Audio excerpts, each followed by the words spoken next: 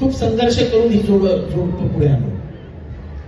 हे फार कमी जणांना माहित असेल की या दोघांनी आमलेट पावची गाडी लावून आज लॅम्बॉर्गिनीचे मालक आहेत. म्हणजे 100 रुपयाचा धंदा ते दिवसाला कोटी रुपये कमावण्यामध्ये जोडपं आहे. असं अशा कष्टाळू माणसाला जेव्हा यश मिळतं ना तेव्हा यशाची किंमत समजते. आजकाल कसं असतं, मोठ्याचं पोरगं तसंच मोठं होतं. Those who have seen the bad days like to see the sunshine. बाकी ट्यूबलाईट लावून सगळेच जगत असतात.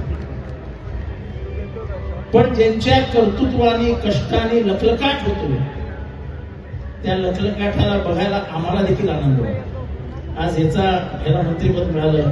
खरं आता ह्याला म्हणता कामा नये, सरनाईक साहेब